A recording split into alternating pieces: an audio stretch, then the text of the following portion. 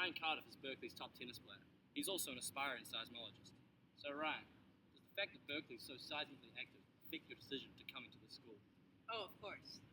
The fact that having the Hayward Fault right in our backyard, approximately 1,100 meters away, was a major part in affecting in my decision to come to Berkeley.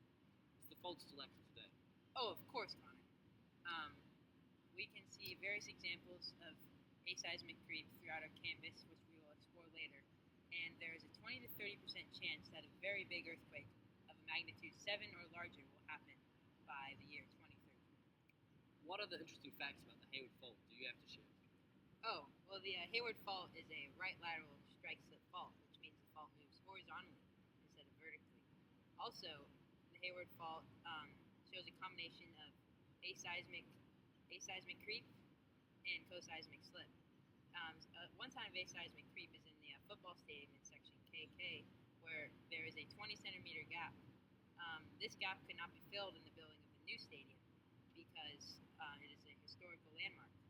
Also, the Hayward Fault moves approximately 2.5 millimeters per year due to aseismic creep. This relieves some of the strain that a bigger earthquake could cause due to the slight movement of the fault. How long is the Hayward Fault? Hayward Fault is approximately 75 kilometers, stretching from San Pablo Bay to Fremont. So Ryan, what effect would an earthquake have if it were to strike now? A major earthquake would have a big effect on the San Francisco Bay Area.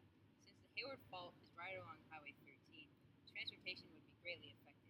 Policemen and firefighters could not get to residential areas to help out civilians. Also, public transportation systems such as BART and Caltrans would also be greatly affected.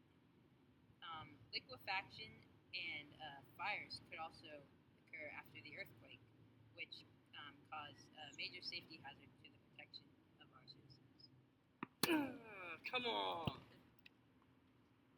This is Connor Heap, another one of Cal's up-and-coming tennis stars. So, Connor, I understand the Hearst Mining Building is one of the oldest buildings on campus. Would you care to share a few examples about how they have retrofitted it to make it more safe in case of an earthquake? Sure, Ryan. The Hearst Mining Building was built in 1907. It's been refitted with a moat around the building to protect it, act as a shock absorber, so it doesn't move as much during the earthquake. It also has base isolators, which are steel and rubber.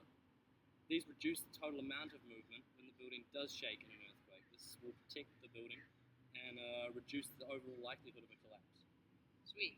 And I know there are also many other examples of retrofitting on our campus. Could you tell me a little bit more about that? Sure. As we went on our tour of the campus, we passed Latimer Hall. This had vertically and horizontally installed concrete pillars to preserve the balconies of the buildings. These can also be found in many dorms across campus. Awesome. Can you tell me a little bit about the borehole we saw outside of Memorial Stadium? Sure thing. So we passed the borehole on the way to the stadium. The borehole reports seismic activity back to the Berkeley seismometer. The measurements are really accurate because the Hayward Fault actually runs through the borehole. Awesome. Could you also tell me a few examples of aseismic creep that we saw inside the stadium? Sure. So on your way into the stadium, you can go through the main tunnel. This was already quite offset due to aseismic creep. Also, there was quite a few cracks in the seating area around the stadium. This is quite astonishing because the stadium's only just been built. Wow, that's awesome. Earthquakes really do exist in our backyard. One thing that I found quite intriguing in the stadium was that the student section is actually on bedrock, which prevents a lot of shaking during the earthquake. And the donor side is not on bedrock, which is kind of weird because they support our athletic programs. Connor, could you tell me a little bit about other steps made in earthquake prevention inside the stadium?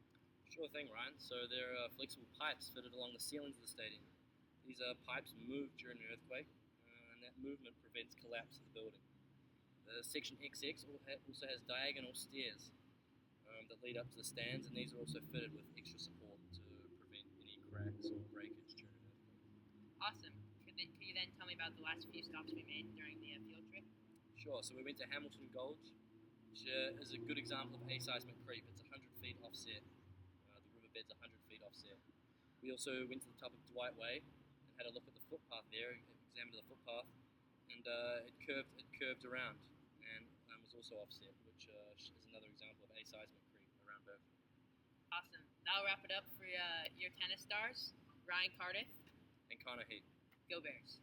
Go Bears. Hey Ryan, not only are you Cal's top tennis player, I hear you're an aspiring seismologist. And we have to talk loud, Hey Ryan! Hey Ryan! Hey Ryan, not only are you Cal's top tennis player.